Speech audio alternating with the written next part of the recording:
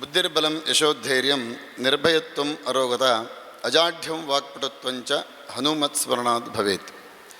ಅಸಾಧ್ಯ ಸಾಧಕ ಸ್ವಾಮಿನ್ ಅಸಾಧ್ಯಂ ತವ ಕಿಂ ವದ ರಾಮದೂತದಯಾ ಸಿಂಧೋ ಸತ್ಕಾರ್ಯಂ ಸಾಧಯ ಪ್ರಭೋ. ಆರಾಧ್ಯ ದೇವನಾದ ವೀರಾಂಜನ ಮನಸ ಸ್ಮರಿಸಿ ಶರಾವತಿ ಪಂಪ್ ಈ ಸ್ಟೋರೇಜ್ ಯೋಜನೆಯ ಕುರಿತಾಗಿರ್ತಕ್ಕಂಥ ಸಾಧಕ ಬಾಧಕ ಚರ್ಚೆಯ ಈ ಒಂದು ಕಮ್ಮಟದ ಸಮಾರೋಪದ ವೇದಿಕೆ ಎಲ್ಲ ಗಣ್ಯರನ್ನು, ಆಗಮಿಸಿದಂಥ ಎಲ್ಲ ಪರಿಸರಜ್ಞಾನಿಗಳಿರ್ಬೋದು, ಭೂವಿಜ್ಞಾನಿಗಳಿರ್ಬೋದು, ಅಥವಾ KPTC ಇರ್ಬೋದು, KPC ಅವರು ಇರ್ಬೋದು, ಆಗಮಿಸಿದಂಥ ಎಲ್ಲ ಸಂಪನ್ಮೂಲ ವ್ಯಕ್ತಿಗಳು, ಜನಪ್ರತಿನಿಧಿಗಳು, ಪಂಚಾಯತದ ಎಲ್ಲ ಅಧ್ಯಕ್ಷರೋಪಾದಿಯಾಗಿ ಸದಸ್ಯರು ಎಲ್ಲರನ್ನೂ ಸಹ ಒಳಗೊಂಡಂಥ ಎಲ್ಲ ಗಣ್ಯರ ಈ ವೇದಿಕೆಯ ಅಲ್ಲದೆ ಮುಂಭಾಗದಲ್ಲಿ ಬೆಳಗ್ಗಿಂದ ಈ ಸಮಯದವರೆಗೆ ಬಂದು ಹೋಗು ಇದ್ದು ಕೇಳಿದ ಶ್ರೋತೃಗಳು, ಚರ್ಚೆಗೆ ಸಹಕರಿಸಿದಂಥವರು, ಮಾಧ್ಯಮ ಮಿತ್ರರು ಎಲ್ಲರನ್ನು ಉದ್ದೇಶಿಸಿ ಎರಡು ಮಾತನಾಡಲಿಕ್ಕೆ ಇಚ್ಛೆಪಡ್ತೇನೆ.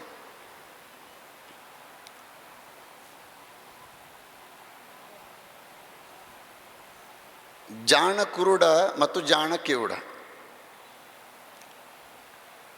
ಜಾಣ ಕುರುಡರು ಎಲ್ಲವೂ ಗೊತ್ತಿದ್ದು ಕಾಣದಂತೆ ಇರ್ತಾರೆ.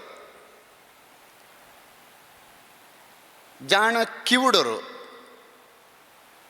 ಏನು ಬೇಕಾದ್ರೆ ಹೇಳ್ಕೊಂಡು ಹೋಗಲಿ, ಅವ್ರನ್ನ ಕೇಳೋದಿಲ್ಲ. ಇವತ್ತು ಅಧಿಕಾರದಲ್ಲಿರುವವರು ಈ ಎರಡರ ಸಮಸ್ಯೆ ಇದೆಯಲ್ಲ, ಇದು ಎಲ್ಲಿವರೆಗೆ ಬಗೆಹರಿಯುವುದಿಲ್ಲವೋ ಎಲ್ಲಿವರೆಗೆ ಸಮಸ್ಯೆ ಬಗೆಹರಿಯುವುದಿಲ್ಲ. ಇದು ನಮ್ಮ ಸಮಾಜಕ್ಕೆ ದೊಡ್ಡ ಕಂಟಕ. ಇದು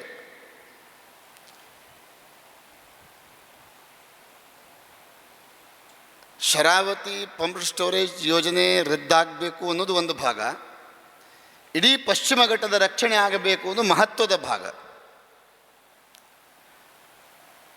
ಈ ಯೋಜನೆಯ ಹಿಂದೆ ನಮಗನಿಸಿದ್ದೇನು ಅಂತಂದರೆ, ಇದು ಕೇವಲ ವಿದ್ಯುತ್ ಉತ್ಪಾದನೆಯ ವ್ಯವಸ್ಥೆ ಅಷ್ಟೇ ಅಲ್ಲ, ಇದರ ಹಿಂದೆ ಬೇರೆ ಹುನ್ನಾರ ಇದೆ. ಇದರ ಹಿಂದೆ ಬೇರೆ ಹುನ್ನಾರ ಇದೆ. 72ನೇ ಇಸ್ವಿಯಿಂದ 82ನೇ ಇಸ್ವಿ 83ರವರೆಗೆ ಆ ಸಮಯದಲ್ಲಿ ನಡೆದಂಥ ಇಕ್ಕೇರಿ ಚಳುವಳಿ ಅನ್ನೋದು ನಡೆದಿದೆ. ಜಂತರ್ ಮಂತರ್ ದಿಲ್ಲಿಯಲ್ಲೂ ಸಹ ಹೋಗಿ ಹೋರಾಟ ಮಾಡಿದ್ದಾರೆ.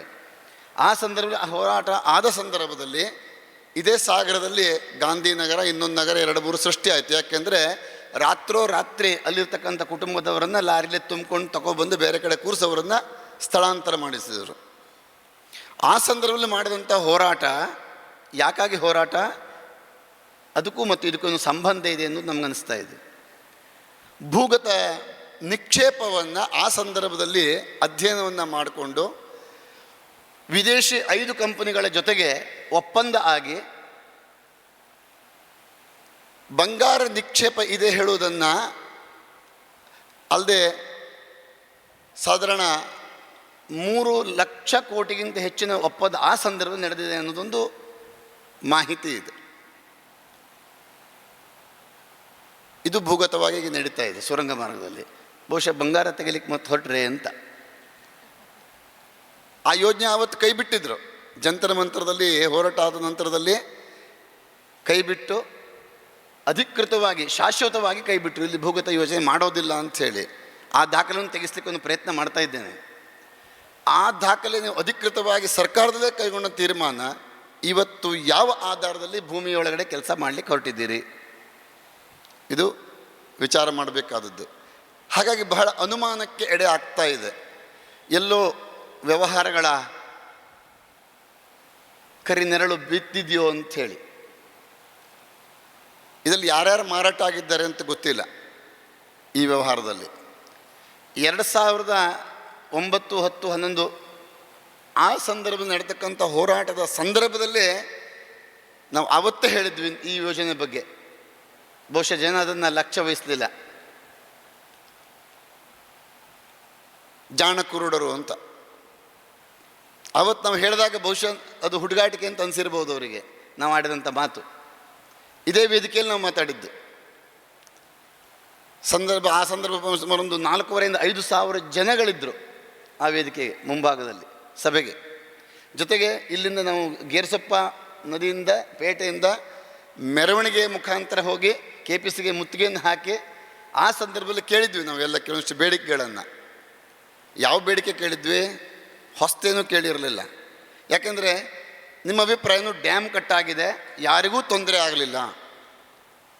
ಜನರು ಅಷ್ಟೇ, ಡ್ಯಾಮ್ ಕಟ್ಟಿದ್ರೆ ನಮಗೇನು ತೊಂದರೆ ಆಗಲಿಲ್ಲ ಅಂಥೇಳಿ.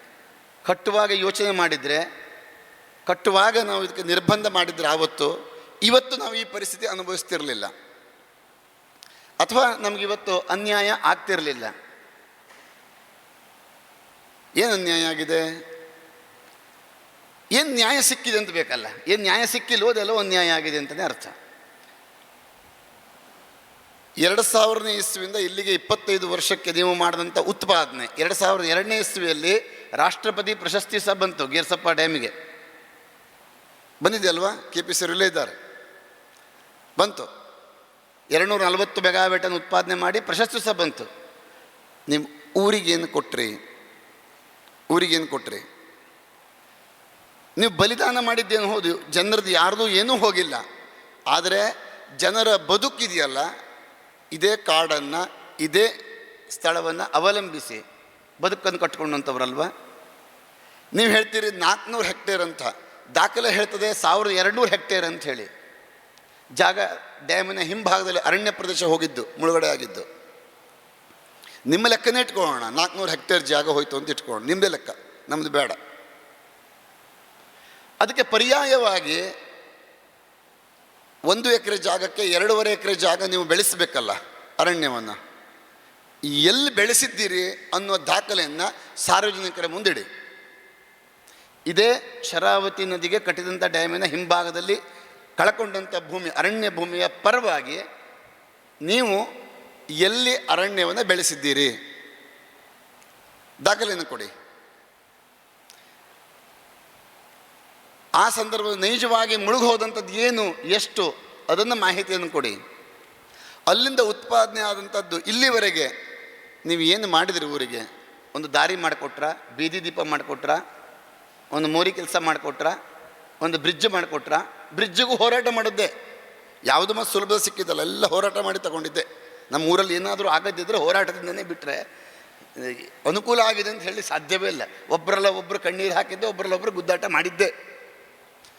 ಈ ವ್ಯವಸ್ಥೆ ನಮ್ಮ ಊರಿಗಷ್ಟೇ ಹೇಳ್ತಾ ಇಲ್ಲ, ಇಡೀ ಜಿಲ್ಲೆಗೂ ಹೌದು, ನಮ್ಮ ಪಕ್ಕದ ಜಿಲ್ಲೆ ಶಿವಮೊಗ್ಗಕ್ಕೂ ಹೌದು, ಎರಡೂ ಕಡೆಗೆ ಹೌದು. ಯಾಕಂದರೆ ಶಿವಮೊಗ್ಗದಲ್ಲಿ ಇವತ್ತು 14,000 ಎಕರೆ ಜಾಗ ಇವತ್ತು ಸಹ ರೈತರಿಗೆ ಕೊಡುವಂಥದ್ದು ಕೊಡಲಿಲ್ಲ.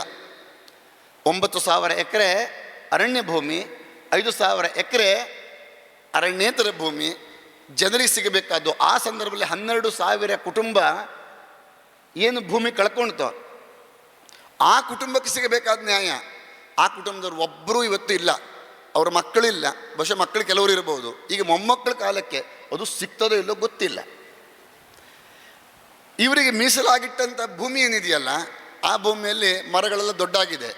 ಈಗ ಅರಣ್ಯದವ್ರು ಕ್ಲಿಯರೆನ್ಸ್ ಕೊಡಬೇಕು ಅದಕ್ಕೆ. ಇವ್ರು ಜಾಗ ಕೊಡ್ಲಿಕ್ಕೆ ಹೊರಟರು ಸಹ ಅವ್ರ ಮರ ಇದೆ ಕೊಡ್ಲಿಕ್ಕೆ ದಂಡ ತುಂಬಿ ಅಂತಾರೆ. ಕ್ಲಿಯರೆನ್ಸ್ ಕೊಡ್ಲಿಕ್ಕೆ ನೀವು 1 ಎಕರೆ ಇದ್ದಿಷ್ಟು ಲಂಚ ಕೇಳ್ತಾರೆ.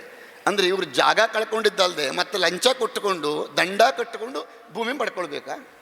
ಯಾರ ಪ್ರಾರಬ್ಧಕ್ಕೆ ಇದು ಮಾಡಬೇಕಾದ್ದು? ಯಾಕಾಗಿ ಮಾಡಬೇಕು? ಅಂದರೆ ನೀವು ಆಡಿದ ಮಾತನ್ನು ಯಾವತ್ತಾದರೂ ನೆರವೇರಿಸಿದ್ದೀರಾ? ಜನರ ಜೊತೆಗೆ ಯಾವತ್ತಾದರೂ ನ್ಯಾಯ ಮಾಡಿದ್ದೀರಾ? ನ್ಯಾಯ ಕೊಟ್ಟಿದ್ದೀರಾ? ಪರಿಹಾರ ಕೊಟ್ಟಿದ್ದೀರಾ? ಇದೇ ಗೇರಸಪ್ಪದಲ್ಲಿ ಇಲ್ಲೇ ನಡೀತಕ್ಕಂಥ ಅನೇಕ ಟೆಂಡರ್ಗಳು, ಅದು ವಾಹನಗಳದಿರ್ಬೋದು, ಇನ್ನೊಂದಿರ್ಬೋದು, ಏನೇ ಇರ್ಬೋದು, ಊರಿನವರಿಗೆ ಎಷ್ಟು ಜನರಿಗೆ ಕೆಲಸ ಸಿಕ್ಕಿದೆ, ಊರಿನಲ್ಲಿ ಎಷ್ಟು ಜನರಿಗೆ ನ್ಯಾಯ ಸಿಕ್ಕಿದೆ, ಎಷ್ಟು ಜನರಿಗೆ ನೀವು ಆಶ್ರಯ ಕೊಟ್ಟಿದ್ದೀರಿ. ಒಂದು ಸೆಕ್ಯೂರಿಟಿ ಕೆಲಸ ಇರ್ಬೋದು, ಮತ್ತೊಂದು ಬೇಕಾದ ಕೆಲಸ ಇರ್ಬೋದು, ಏನನ್ನು ಕೊಟ್ಟಿದ್ದೀರಿ? ಇದೆಲ್ಲ ಒಂದು ತೀರ್ಮಾನ ಆಗಬೇಕು. ಇದೆಲ್ಲವೂ ಒಂದು ತೀರ್ಮಾನ ಆಗಬೇಕು.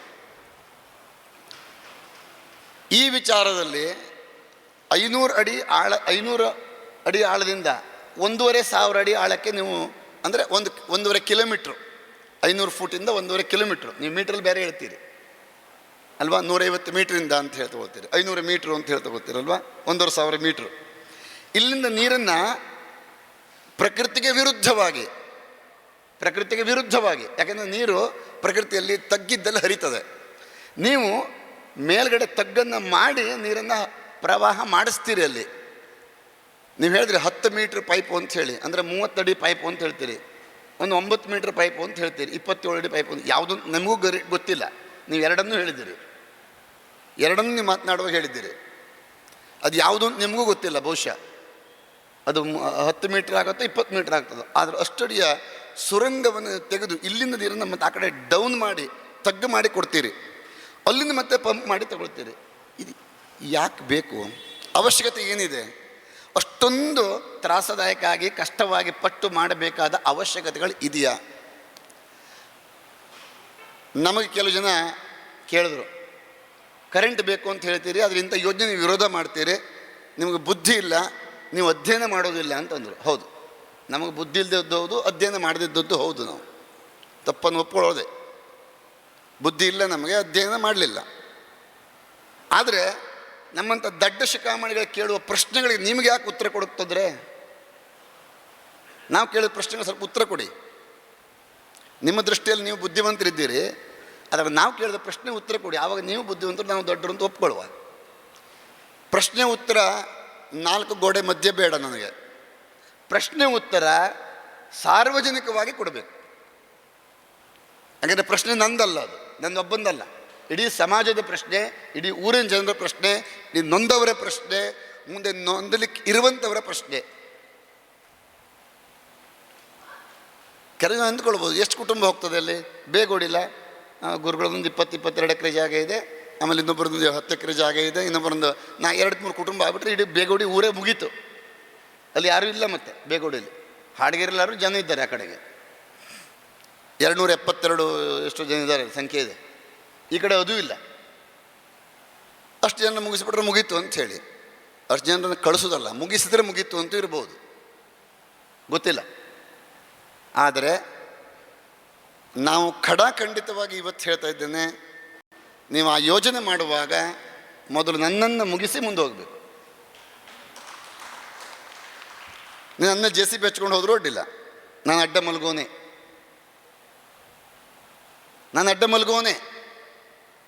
ಜೊತೆಗೆ ಆಮೇಲೆ ಬರ್ತೆ ಅಂತ ಹೇಳಿದ್ದಾರೆ ಅಖಿಲೇಶ್ ಚಿಪ್ಳಿ ಅವರು. ನೀವು ಆಮೇಲೆ ಬನ್ನಿ ಬಿಡಿ, ನಾವು ಮೊದಲು ಕೊಡ್ತೇವೆ ತಲೆನ, ಖಂಡಿತ ಕೊಡ್ತೇವೆ. ಇದು ಒಂದು ವಿಚಾರ. ಇನ್ನು ಈ ಹೋರಾಟ ಇವತ್ತು ಚರ್ಚೆಯ ಸಭೆ. ಇದು ಜನ ಬರಲ್ಲ ನಾನು ಯಾರಿಗೂ ಹೇಳೋದಿಲ್ಲ. ಯಾಕೆಂತಂದರೆ ನಾವು ಚರ್ಚೆ ಸಭೆಗೆ ಎಲ್ಲರನ್ನೂ ಕರೀಲಿಲ್ಲ, ಮೈಕ್ ಅನೌನ್ಸ್ಮೆಂಟ್ ಮಾಡಿ ಹೇಳಿಸಿದ್ದೇವೆ ಅಷ್ಟೇ. ಬಿಟ್ಟರೆ ಅಧಿಕೃತ ಕರೆದಿದ್ದರೆ ಖಂಡಿತ ಇವತ್ತು ನಮಗೆ ಕಂಟ್ರೋಲ್ ಮಾಡಲಿಕ್ಕೆ ಇಲ್ಲಿ ಆಗ್ತಿರಲಿಲ್ಲ. 4,000-5,000 ಜನ ನಮಗೆ ಇಲ್ಲಿ ಇರ್ತಿದ್ರು. ನಾನು ಜನ ಜಾಸ್ತಿ ಸೇರ್ಕೊಳಕ್ಕೆ ಹೋಗಲಿ, ಯಾಕೆಂದರೆ ಗಲಾಟೆ ಮಾಡೋದಲ್ಲ, ಒಂದು ಚರ್ಚೆ ಆಗಬೇಕು. ಇಲ್ಲಿ ಆರೋಗ್ಯಕರ ಒಂದು ಚಿಂತನೆ ಆಗಬೇಕು, ಇದು ಒಂದು ಚಿಂತನೆ ಸಭೆ ಆಗಬೇಕು. ಹಾಗಾಗಿ ಜನ ಸೇರಲ್ಲ. ಬಿಟ್ಟರೆ ನಮ್ಮೂರವ್ರಿಗೆ ಬರಲಿಕ್ಕೆ ಆಗೋದಿಲ್ಲ ಅಂತಲ್ಲ, ನಮ್ಮೂರವ್ರು ಎಲ್ಲದಕ್ಕೂ ಬರಲಿಕ್ಕೆ ಸಿದ್ಧರಿದ್ದಾಗ ಹಿಂದೆ ಬಂದಂಥವ್ರು ಯಾರೂ ಬರೆದಿದ್ದವರಲ್ಲ. ಪ್ರತಿಯೊಂದು ಬಹುಶಃ ನಮ್ಮ ಆ ಹೋರಾಟದ ಸಂದರ್ಭದಲ್ಲಿ ಮನೆಗೆ ಒಬ್ಬೊಬ್ಬರಲ್ಲ 2-4 ಜನ ಬೆಳಗ್ಗಿನ ಸಂಜೆ ಬಂದು ನಮ್ಮ ಜೊತೆ ನಿಂತ್ಕೊಂಡಿದ್ದಾರೆ. ಒಂದೊಂದು ದಿವಸಕ್ಕಲ್ಲ, 8-10 ದಿವಸ ಆ ಸಂದರ್ಭದಲ್ಲಿ ಮೀಟಿಂಗ್ ಮಾಡಿದಾಗ ಪ್ರತಿಯೊಂದು ಹಂತಲ್ಲೂ ಸಹ ಬಂದಿದ್ದಾರೆ. ಅದೇ ಆಮಂತ್ರಣ ನಾವು ಈ ಸಭೆಗೆ ಮಾಡಿದರೆ ಬರ್ತಿದ್ರು. ಆದರೆ ಇದು ಧರಣಿ ಅಲ್ಲ, ಹೋರಾಟದ ಸಭೆ ಅಲ್ಲ, ಇದು ಚಿಂತನೆಯ ಒಂದು ಮಂಥನದ ಸಭೆ. ಇದು ಆ ಕಾರಣಕ್ಕಾಗಿ ಆರೋಗ್ಯಕರ ಚಿಂತನೆ ಆಗಲಿ ಅನ್ನೋ ದೃಷ್ಟಿಯಿಂದ ಅವರು ಬರ್ತಾರೆ. ಅಂದರೆ ಬಹುಶಃ KPC ಅವರು ಇವತ್ತು ಬರ್ತಿರಲಿಲ್ಲ. ನಿನ್ನೆ ಬೆಳಗ್ಗೆ KPC ಅವರೆಲ್ಲ ಬಂದರು, 16 ಜನ ಬಂದರು. ಅವ್ರು ಏನಂದರೆ, ನೀವೇನು ಪ್ರಶ್ನೆ ಇವತ್ತು ಬರಬೇಕು ನೀವು ಅಂತ ನಾನು ಹೇಳಿದೆ. ಬರಲೋ ಬಿಡಲೋ ಅನ್ನೋ ಅನುಮಾನ ಇತ್ತು ಅವರಲ್ಲಿ. ನೀವು ಬರಲೇಬೇಕು ಅಂತ, ಯಾಕಂದರೆ ನೀವು ವಿಚಾರ ತಿಳ್ಕೊಳ್ಬೇಕು. ನಮ್ಮ ಧ್ವನಿಗಳನ್ನು ನೀವು ಅಲ್ಲಿ ಮುಟ್ಟಿಸಿ. ನೀವೇನು ಮಾಡಲಿಕ್ಕೆ ಬರೋದಿಲ್ಲ, ನಮ್ಗೆ ಗೊತ್ತಿದೆ. ಎಲ್ಲಿ ಮಾಡಬೇಕು, ಎಲ್ಲಿ ಮಾಡಿಸ್ಬೇಕು ಅಂತ ನಮ್ಗೆ ಗೊತ್ತಿದೆ. ಈ ಹೋರಾಟ P2P ನಮ್ಮದು, ಪಂಚಾಯತ್ತು ಪ್ರಧಾನಮಂತ್ರಿ. ಪಂಚಾಯತದಲ್ಲಿ ಇಲ್ಲಿರ್ತಕ್ಕಂಥ ನಮ್ಮ ಹೊನ್ನಾವರ ತಾಲೂಕಿನ 28 ಪಂಚಾಯತ್ದಲ್ಲೂ ಸಹ ಖಂಡನಾ ನಿರ್ಣಯ ಆಗಬೇಕು. ನಮ್ಮ ಮನವಿ ಇದು. ನಮ್ಮ ಗೇರ್ಸಪ್ಪ ಪಂಚಾಯತಿಯಲ್ಲಿ ಆರಂಭ ಮಾಡಿದ್ದಾರೆ. ಇದೇ ಒಂದು ಆದರ್ಶವಾಗಿ ಇಟ್ಕೊಂಡು ನಮ್ಮ ಎಲ್ಲ ಪಂಚಾಯತು ಸಹ ಇದಕ್ಕೆ ತೀರ್ಮಾನ ತೆಗೆದುಕೊಳ್ಬೇಕು. ಇದೇ ಮಾದರಿಯನ್ನು ನಮ್ಮ ಸಾಗರ ಪ್ರಾಂತದ ಅಲ್ಲಿಯ ಶರಾವತಿ ನದಿಯ ಎಡದಂಡೆ ಬಲದಂಡೆ ಇರ್ತಕ್ಕಂಥ ಅಲ್ಲಿಯ ಪಂಚಾಯತು ಸಹ ತೀರ್ಮಾನಗಳು ನಾವು ಮನವಿ ಅಲ್ಲಿ ಮಾಡ್ತೇವೆ. ಅಖಿಲೇಶ್ ಅವ್ರದಕ್ಕೆ ಜವಾಬ್ದಾರಿ ಹೊತ್ಕೊಳ್ಬೇಕು. ಆ ಮನವಿಯನ್ನು ಅಲ್ಲಿ ಮಾಡಬೇಕು. ಅಲ್ಲೂ ಸಹ ಖಂಡನ ನಿರ್ಣಯ ಆಗಬೇಕು. ಈ ನಿರ್ಣಯ ತಾಲೂಕಾ ಪಂಚಾಯತು, ಜಿಲ್ಲಾ ಪಂಚಾಯತು, ರಾಜ್ಯ ಸರ್ಕಾರ, ಕೇಂದ್ರ ಸರ್ಕಾರ ತನಕ ಹೋಗುವ ತನಕ ಬಿಡುವ ಪ್ರಶ್ನೆ ಇಲ್ಲ. ಪ್ರಧಾನಮಂತ್ರಿವರೆಗೂ ಸಹ ನೀವು ತಲುಪಿಸುವಂಥ ಕೆಲಸ ಮಾಡಬೇಕು. ರಿಜಿಸ್ಟರ್ ಮಾಡಿದ ಕಾಪಿ ಇಟ್ಕೊಳ್ಳಿ. ನಿಮಗೆ ಬೇಕಾಗಿರ್ತಕ್ಕಂಥ ಕಾಗದ ಪತ್ರಗಳಿರ್ಬೋದು, ಏನು ಮಾಹಿತಿಗಳು ಬೇಕೋ ಆ ಮಾಹಿತಿಗಳನ್ನು ಕೊಡ್ತಕ್ಕಂಥ ಕೆಲಸ ನಮ್ಮ ಕ್ಷೇತ್ರ ವತಿಯಿಂದ ನಾವು ಮಾಡ್ತೇವೆ. ಇವತ್ತು ಬಂದಂಥ ಬಹುಶಃ ಎಲ್ಲ ಈ ಸಂಬಂಧಪಟ್ಟಂಥ ಚರ್ಚೆ ಮಾಡಿದಂಥವ್ರು ಇರ್ಬೋದು, ಅಥವಾ ಇನ್ನು ಮುಂದೆ ಬರಲಿಕ್ಕಿಂಥವ್ರು ಇರ್ಬೋದು, ಶಂಕರಚನವಂಥ ಅನುಭವಿಕರು ಇರ್ಬೋದು, ನಿಮಗೆ ಯಾವುದೇ ಕಾಲಕ್ಕೂ ಸಹ ಸಲಹೆಯನ್ನು ಕೊಡಲಿಕ್ಕೆ ಸಿದ್ಧರಿದ್ದಾರೆ. ನಿಮಗೆ ಬೇಕಾದ ನಿಮ್ಮ ಡೌಟ್ಸ್ಗಳನ್ನು ಪರಿಹಾರ ಮಾಡಲಿಕ್ಕೆ ನಾವೆಲ್ಲರೂ ಸಿದ್ಧರಿದ್ದೇವೆ. ಅಂಥ ಸಂದರ್ಭ ಬರಬೇಕು ಅಂದರೆ ನಾವು ಸ್ವತಃ ನಾವೇ ಬರ್ತೇವೆ. ಇದು ಮುಂದಿನ ಕಾರ್ಯದ ಯೋಜನೆ. ಜೊತೆಗೆ ಮುಂದಿನ ತಿಂಗಳು ಆಗ್ತಕ್ಕಂಥ 18ನೇ ತಾರೀಕು ಗುತ್ತಿಕನ್ನಿಕಾ ಪರಮೇಶ್ವರಿ ದೇವಸ್ಥಾನ ನಡೀತಕ್ಕಂಥ ಈ ಒಂದು ಸಭೆಯನ್ನು, ಸಾರ್ವಜನಿಕ ಸಭೆಯನ್ನು ನಾವು ಧಿಕ್ಕಾರ ಮಾಡ್ತೇವೆ. ಅದನ್ನು ಆಗಲಿಕ್ಕೆ ಕೊಡಬಾರದು ಅಂತ ಹೇಳ್ತೇವೆ. ಧಿಕ್ಕಾರ ಮಾಡ್ತೇವೆ. ನಾನು ಇದನ್ನು ಪತ್ರವನ್ನು ಸರ್ಕಾರಕ್ಕೂ ಕೇಂದ್ರ ಸರ್ಕಾರಕ್ಕೂ ಈಗಾಗಲೇ ನಾವು ಬರೆದಿದ್ದೇವೆ, ಮೇಲ್ ಸಹ ಮಾಡಾಗಿದೆ. ಆ ಸಭೆ ಮಾಡಕೂಡುದು ಅಂಥೇಳಿ ಅದನ್ನು ಧಿಕ್ಕರಿಸ್ತೇವೆ. ಮೀರಿ ನೀವು ಬಂದು ಮತ್ತೆ ಸಭೆ ಮಾಡ್ತೀರಿ ಅಂತಾದರೆ ನಿನ್ನೆ ಕೇಣಿಯ ಸಾಕ್ಷಿ ಇನ್ನೊಂದು ಗೇರ್ಸೊಪ್ಪದಲ್ಲಿ ಸಾಕ್ಷಿ ಆಗ್ತದೆ. ನಿನ್ನೆ ಕೇಣಿಯ ಸಾಕ್ಷಿ ಗೇರ್ಸೊಪ್ಪದ ಸಾಕ್ಷಿ ಆಗ್ತದೆ. ಅಷ್ಟು ಜನ ಬರ್ತಾರೆ. ನಾನು ಗೇರ್ಸಪ್ಪ ಒಂದೇ ಅಂತಲ್ಲ, ಶರಾವತಿ ನದಿಯ ಎಡದಂಡೆ ಬಲದಂಡೆ ಹೊನ್ನಾವರದವರೆಗೆ ಎಲ್ಲ ನಮ್ಮ ಭಕ್ತರಿಗೆ ನಾನು ಕರೆಯ ಕೊಡ್ತೇನೆ, ಬರಬೇಕು. ಭಕ್ತರಿಗೆ ಕರೆಯ ಕೊಡ್ತೇನೆ. ನಾನು ಪಂಚಾಯತ್ ಸದಸ್ಯರು ಹೌದು, ಭಕ್ತರು ಹೌದು, ಎಲ್ಲರನ್ನೂ ಸೇರಿಸ್ತೇನೆ. ನೋಡೋಣ ಜನ ಯಾಕೆ ಸೇರೋದಿಲ್ಲ ಅಂಥೇಳಿ. ಕೇಣಿಯ ಇನ್ನೊಂದು ಸಭೆ ಇದಾಗ್ತದೆ. ಎಚ್ಚರಿಕೆ ಅಂತ ತಿಳ್ಕೊಂಡ್ರೂ ಅಡ್ಡಿಲ್ಲ, ನೀವೇನು ತಿಳ್ಕೊಂಡ್ರೂ ಅಡ್ಡಿಲ್ಲ, ಏನು ತಿಳ್ಕೊಂಡ್ರೂ ಅಡ್ಡಿಲ್ಲ. ಅದನ್ನು ಧಿಕ್ಕಾರ ಮಾಡೋದು ಒಂದನೇ ಉದ್ದೇಶ ನಮ್ಮದು. ಎರಡನೇದು, ಅದನ್ನು ಮತ್ತೆ ನೀವು ನಮ್ಮ ಧಿಕ್ಕಾರವನ್ನು ಮೀರಿ ಮಾಡ್ತೀರಿ ಅಂತ ಆದರೆ ಅದಕ್ಕೆ ನಮ್ಮ ಖಂಡನೆ ಇದೆ. ನಮ್ಮದಾದ ರೀತಿಯ ಪ್ರಯತ್ನಗಳು ಏನು ಬೇಕು ಅಂದರೆ ನಾವು ಮಾಡ್ತೇವೆ. ಯಾಕೆ ಧಿಕ್ಕರಿಸ್ತೇವೆ? ಸುಮ್ಮನೆ ಧಿಕ್ಕರಿಸ್ತಾ ಇಲ್ಲ. ನೀವು ಮಾಡಿದಂಥ ಪ್ರಾಜೆಕ್ಟ್ ರಿಪೋರ್ಟ್ DPR ಅನ್ನು ಸಾರ್ವಜನಿಕರಿಗೆ ಕೊಡುವ ಕೆಲಸ ಮಾಡಿ. ನಾವು ಕಲ್ತವ್ರಲ್ಲ, ದಡ್ಡರಾದ್ರಿಂದ ನಮ್ಗೆ ಕನ್ನಡದಲ್ಲೇ ಬೇಕು. ನೀವು ಇಂಗ್ಲೀಷಲ್ಲಿ ಕೊಡೋದು ಬೇಡ, ನಮ್ಮ ಕನ್ನಡದಲ್ಲೇ ಕೊಡಬೇಕು. ಕೊಟ್ಟು ಅದನ್ನು ಅಧ್ಯಯನ ಮಾಡಲಿಕ್ಕೆ ನಮ್ಮ ಜನರಿಗೆ ಅವಕಾಶ ಕೊಡಬೇಕು. ಒಂದು ಚಿಂತನೆ ನಮ್ಮಲ್ಲಿ ನಾವು ಚಿಂತನೆ ಮಾಡಿಕೊಳ್ಳಲಿಕ್ಕೆ ಪ್ರತಿ ಪಂಚಾಯತ್ದಲ್ಲೂ ಸಹ ಒಂದು ಚಿಂತನೆ ಮಾಡಿಸ್ತೇವೆ. ಬೇಕು ಅಂತಾರೆ ಇಂಥ ಸಭೆಗಳನ್ನ ಪ್ರತಿ ಪಂಚಾಯತ್ದಲ್ಲೂ ನಾನೇ ಮಾಡಿಸ್ತೇನೆ. ಅಲ್ಲಲ್ಲಿ ಪಂಚಾಯತ್ ಸಹಕಾರ ತಗೊಂಡು ನಾವೇ ಮಾಡಿಸ್ತೇವೆ. ಜನರನ್ನು ಕರೆಸ್ತೇವೆ. ಬೇಕಾದ್ರೆ 500 ಜನ 100 ಜನ ಸೇರಿಕೊಳ್ಳಿ. ಅವ್ರಿಗೆ ತಿಳುವಳಿಕೆ ಕೊಡುವ ಕೆಲಸ, ನಿಮ್ಮ DPR ಏನು ಅನ್ನೋದನ್ನು ಮಂಡಿಸೋಣ ಜನರ ಮುಂದೆ. ಆಮೇಲೆ ನಿಮ್ಮ ಸಭೆಗೆ ಉತ್ತರ ಕೊಡ್ತೇವೆ. ಅಲ್ಲಿವರೆಗೆ ಆ ಸಭೆಗೆ ಧಿಕ್ಕಾರ.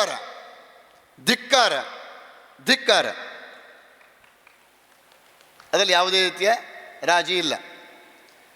ಇನ್ನು ಮುಂದಿನ ಸ್ಥಿತಿ ನಮ್ಮದು ಹೋರಾಟ. ಆ ಹೋರಾಟದ ರೂಪುರೇಷೆಯನ್ನು ಒಂದು ಕ್ಷಣ ನಿಮ್ಗೆ ಹೇಳಲಿಕ್ಕೆ ಬಯಸ್ತೇನೆ. ಯಾಕಂದರೆ ಗೊತ್ತಾಗಲಿ ಇವತ್ತೇ ಸಭೆಯಲ್ಲಿ. ನಾನು ಈಗಾಗಲೇ ನಮ್ಮ ಸಹವರ್ತಿಗಳು ಅಥವಾ ನಮ್ಮ ಸ್ನೇಹಿತ ವರ್ಗದಲ್ಲಿರ್ತಕ್ಕಂಥ ಎಲ್ಲ ಯತಿವರ್ಗವನ್ನು, ನಮಗೆ ಒಡನಾಟ ಇರತಕ್ಕಂಥ ಕ್ಷೇತ್ರದಲ್ಲಿ ಪರಿಚಯ ಇರತಕ್ಕಂಥ ಸಾಧು ಸಂತರುಗಳನ್ನು, ದಕ್ಷಿಣ ಭಾರತದ ಸಂಘಟನೆಯನ್ನು, ಸಾಧು ಸಂತರ ಸಂಘಟನೆಯನ್ನು, ಅಖಿಲ ಭಾರತ ಸಂತ ರಕ್ಷಣಾ ಸಮಿತಿಯನ್ನು, ಇವರೆಲ್ಲರನ್ನು ನಾನು ಮಾತನಾಡಿಕೊಂಡಿದ್ದೇನೆ. ಅವರೆಲ್ಲರ ಸಹಕಾರದೊಂದಿಗೆ ನಾವು ಹೋರಾಟವೋ ಧರಣಿಯೋ ರೂಪವನ್ನು ಮುಂದೆ ಮಾಡ್ತೇವೆ, ಅವರೆಲ್ಲರ ಸಹಕಾರ ತಗೊಂಡು ಮಾಡ್ತೇವೆ. ಹೀಗೆ ಇಷ್ಟಕ್ಕೆ ನಿಲ್ಲಿಸೋದಿಲ್ಲ. ಸಂದರ್ಭ ಬಂದರೆ ಇಕ್ಕೇರಿ ಚಳುವಳಿಯ ಮಾದರಿಯಂತೆ ಅಥವಾ ಅಪ್ಪಿಕೋ ಚಳುವಳಿಯ ಮಾದರಿಯಂತೆ, ಉಪ್ಪಿನ ಚಳುವಳಿಯ ಮಾದರಿಯಂತೆ ನಾವು ದಿಲ್ಲಿಯ ಜಂತರ ಮಂತರಕ್ಕೂ ಕೂತ್ಕೊಳ್ಳಿಕ್ಕೂ ಸಹ ನಾವು ಹಿಂಸರಿಯೋದಿಲ್ಲ.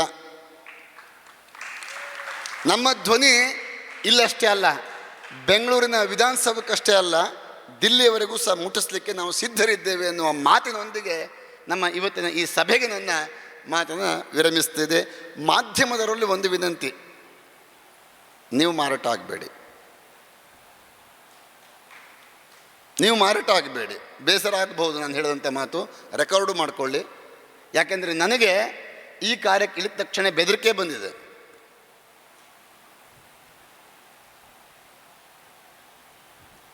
ಭಾಳಷ್ಟು ಬಂದಿದೆ.